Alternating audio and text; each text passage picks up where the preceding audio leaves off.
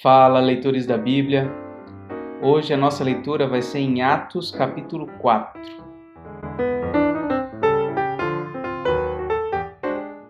Falavam eles ainda ao povo quando sobrevieram os sacerdotes, o capitão do templo e os saduceus, ressentidos por ensinarem eles o povo e anunciarem em Jesus a ressurreição dentre os mortos.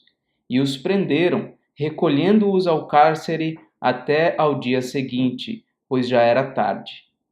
Muitos, porém, dos que ouviram a palavra a aceitaram, subindo o número de homens a quase 5.000.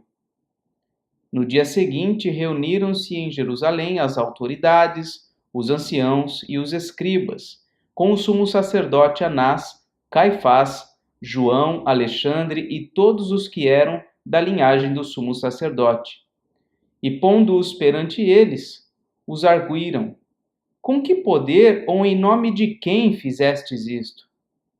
Então Pedro, cheio do Espírito Santo, lhes disse: autoridades do povo e anciãos, visto que hoje somos interrogados a propósito do benefício feito a um homem enfermo e do modo por que foi curado, tomai conhecimento, vós todos e todo o povo de Israel, de que em nome de Jesus Cristo, o Nazareno, a quem vós crucificastes e a quem Deus ressuscitou dentre os mortos, sim, em seu nome é que este está curado perante vós. Este Jesus é pedra rejeitada por vós, os construtores, a qual se tornou a pedra angular. E não há salvação em nenhum outro, porque abaixo do céu não existe nenhum outro nome dado entre os homens, pelo qual importa que sejamos salvos. Ao verem a intrepidez de Pedro e João, sabendo que eram homens iletrados e incultos, admiraram-se e reconheceram que haviam eles estado com Jesus. Vendo com eles o homem que fora curado, nada tinham que dizer em contrário, e mandando-os sair do sinédrio, consultavam entre si, dizendo: que faremos com estes homens? Pois na verdade é manifesto a todos os habitantes de Jerusalém que um sinal notório foi feito por eles, e não o podemos negar. Mas para que não haja maior divulgação entre o povo, ameacemo-los, para não mais falarem neste nome a quem quer que seja. Chamando-os, ordenaram-lhes que absolutamente não falassem nem ensinassem em o nome de Jesus. Mas Pedro e João lhes responderam: julgai se é justo diante de Deus ouvir-vos antes a vós outros do que a Deus. Pois nós não podemos deixar de falar das coisas que vimos e ouvimos. Depois, ameaçando-os mais ainda, os soltaram, não tendo achado como os castigar por causa do povo, porque todos glorificavam a Deus pelo que acontecera. Ora, tinha mais de 40 anos aquele em quem se operara essa cura milagrosa.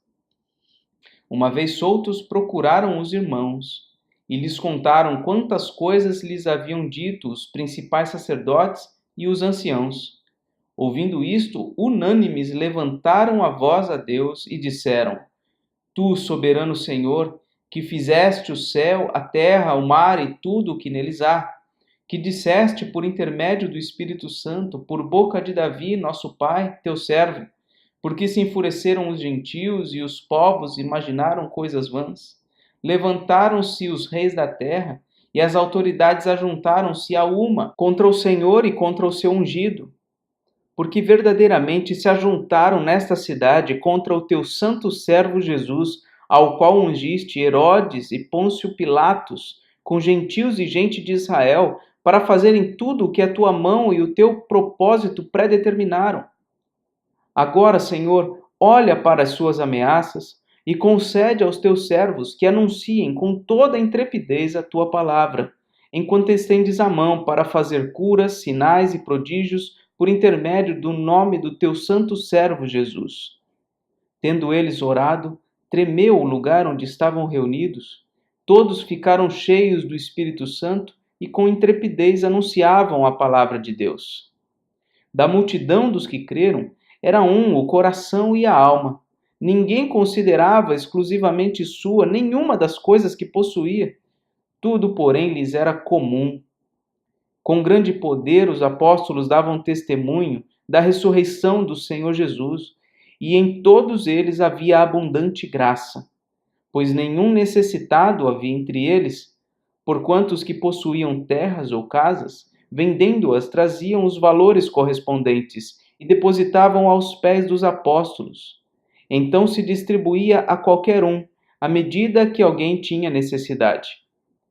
José, a quem os apóstolos deram o sobrenome de Barnabé, que quer dizer filho de exortação, levita, natural de Chipre, como tivesse um campo, vendendo-o, trouxe o preço e o depositou aos pés dos apóstolos.